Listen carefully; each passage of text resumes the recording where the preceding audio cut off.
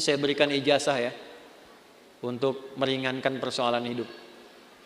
Satu, yang ini tadi, jaga rahmat Allah. Yang kedua, banyak sholawat pada Nabi.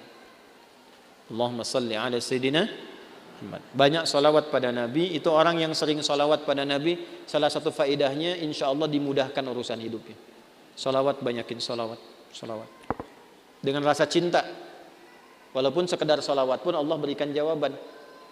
Ini saya tanya nih, kita istighfar sendiri sama Allah, Astaghfirullahaladzim, dengan kita berwasilah menggunakan sholawat, kira-kira mana yang paling utama? Tapi jangan tebak-tebakan. Mana yang paling utama? Gini. Dua-duanya utama. Tapi kalau kita mau dilihat mana yang paling berpotensi diterima, itu sholawat. Kenapa? Kalau kita istighfar langsung kepada Allah, ya Allah, ampuni dosa saya. Bagus, langsung hubungan. Tapi Allah masih melihat ketulusan hati kita. Karena ada yang istighfarnya cuma di lisan, gak nyampe ke hatinya. Contohnya habis sholat tuh, banyak yang saya perhatikan seringkali istighfarnya di lisan aja. Astagfirullah, astagfirullah, melihat handphone, astagfirullah. Update status sambil astagfirullah itu, sambil kirim WA. Itu cuma di lisan, belum tentu diterima. Tapi kalau Anda bersolawat pada Nabi atas dasar cinta Allah kepada Nabi, walaupun Anda belum tulus sholawatnya, baru keluar dari lisan, Allahumma sholli ala Sayyidina Muhammad, tapi karena kalimat itu keluar menggunakan nama Nabi dan dengan cinta Allah kepada Nabi, dapat Anda 10 kebaikan.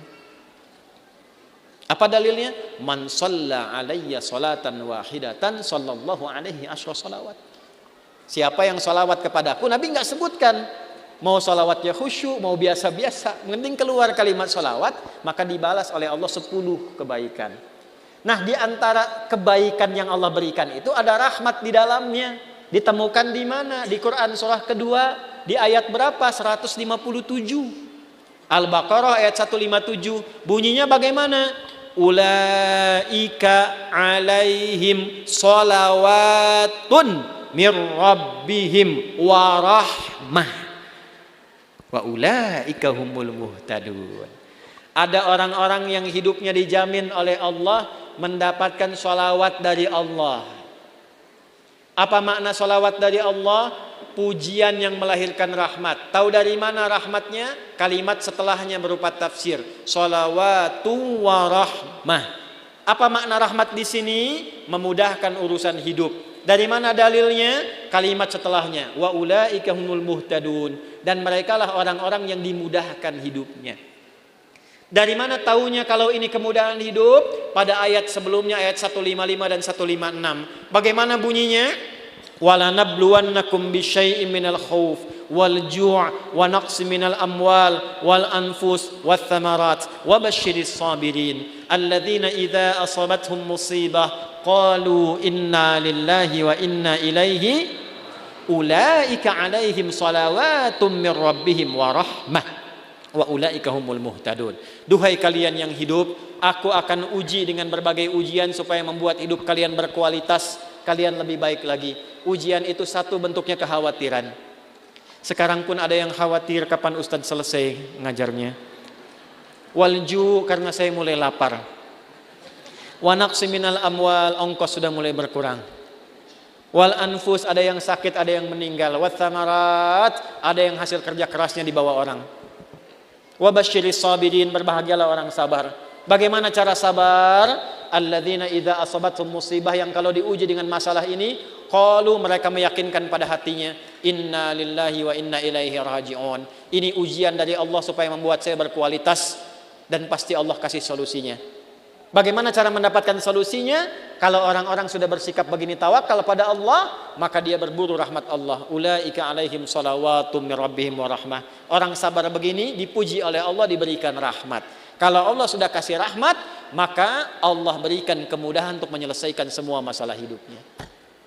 Maka orang-orang yang mempraktekkan hadis ini ar-rahimuna, orang-orang yang berkasih sayang, mempraktekkan hidup dengan rahmat, langsung otomatis dijaga oleh Allah dengan rahmatnya ini supaya dimudahkan semua urusan hidupnya.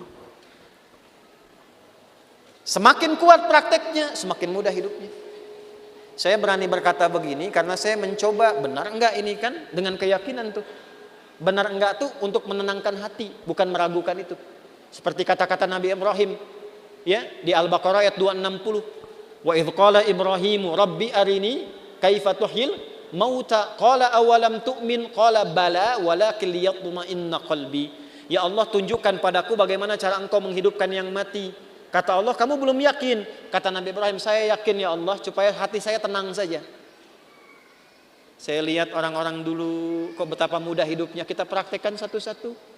Melihat orang dengan kasih sayang. Mencoba untuk memaafkan, mencoba untuk berlapang dada. Menempatkan pada tempatnya. Latihan aja, baru latihan itu dimudahkan Pak. Baru latihan. Masih sedikit. Ini tidak beli. Ini tidak beli. Pak, ini pami kaca soca ya, aya nu ngintun. Ku bapak diangge eta biasa. Tapi Bu, kaca soca ukurannya sami persis. Tuh. Sama persis ukurannya dengan keadaan mata saya. Kan Anda nggak tahu berapa yang silindris, berapa yang minus ini. Ini kalau saya buka kacamata, laki-laki dan perempuan sama. Sama-sama manusia.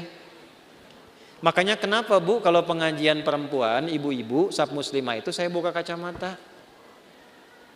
Ya, tujuan utamanya supaya yang paling cantik tetap istri saya. Ya, ini sama ukurannya Pak, tuh persis. Setiap ada model baru datang ukurannya sama persis. Dari mana? Siapa yang pernah ngecek mata saya? Ini dapat hadiah juga, Allah kasih baju. Kos kaki sampai ke sepatu. Cuman modal satu hadis ini teh. Satu hadis. Cuman modalnya yakin punya Allah. Nah eta teh modal yang paling utama tuh punya Allah. Gitu. Sekarang kita kekurangan itu. Sekarang banyak orang kekurangan itu. Jadi rasanya kurang merasa punya Allah. Coba tanamkan pada hati, saya punya Allah. Maka Anda tidak akan takut kehilangan jabatan kalaupun harus jujur. Karena punya Allah. Qulillahumma malikal mulki tu'til mulka man wa tanzi'ul mulka mimman. Karena punya Allah jangan takut kehilangan harta kalau harus sedekah. Karena punya siapa? Allah. Makanya dekati Allahnya. Ittaqillaha haitsuma kunta wa atbil hasanata sayyi'atal hasanata tam. Ihfadillaha yahfad.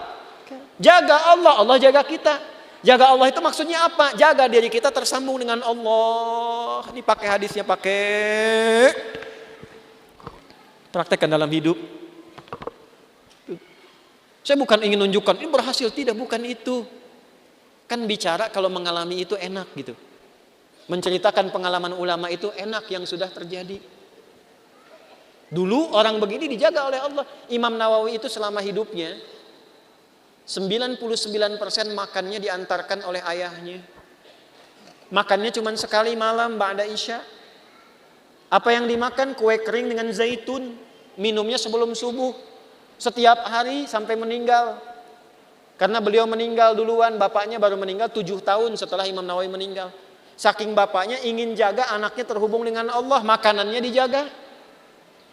1%-nya kalau diundang, ada jamuan dipastikan dulu halal. Nggak mau makan sendiri, yang lain diajak makan sama-sama. Imam Nawawi itu. Makanya sampai sekarang berkah, kitabnya masih kita jaga dan kita kaji sampai sekarang. Karena apa? Menjaga hubungan dengan Allah.